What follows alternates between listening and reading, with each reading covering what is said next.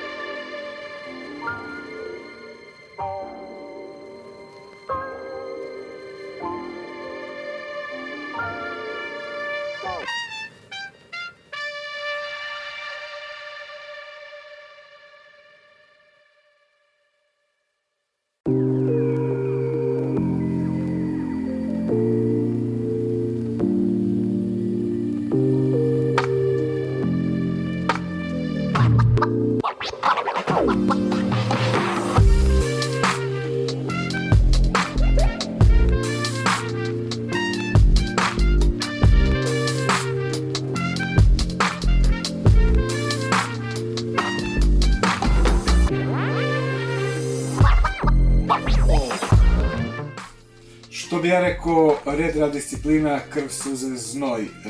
Brzo je projekat napredovao, videli ste prethodnim minutima šta je sve odrađeno, brdo stvari, kabliranje, cevi, sve je postavljeno, distro sklopljen. Zaista Miša je to odradio ovaj put fenomenalno, Glodalo je odradilo svoju priču, morao sam da ravnam ceo 20 mm akril na 18 mm da bi to bilo idealno ravno zbog gumica i sve je leglo bez ikakvih problema. Što se tiče cevki, tu su dve gore, dve dole, videli ste, nije bilo ništa previše komplikovano, ali sve to izrutovati i smisliti unapred je zahtevalo dosta projektovanja i ideje o ovom projektu. Projekat je tu, završen je, ja sam spremio da napunim projekat, mislim napunim vodom, kad tečnošću nije čak ni voda, nego gusta crna nafta, tako ovaj put ćemo raditi nešto malo drugačije, crna je tečnost u pitanju, a ja se sad bacam na punjenje, a vi gledate u finalnom izdanju projekat Frog, a to je sledeći video. Ono što mogu da najavim takođe da ću napraviti i jedan retrospektivni video do kraja jula meseca, gde ćete sve ove prethodne videe moći da vidite u nekih 5 minuta kako izgleda od početka do kraja, naravno to tek pošto prođe finalni, fotografije i sve ostalo. Uglavnom, hvala vam puno što pratite, nadam se da vam se dopada, uskoro idu finalne fotografije i video, a mi se vidimo u narednom projektu, veoma brzo nadam se. Ćao!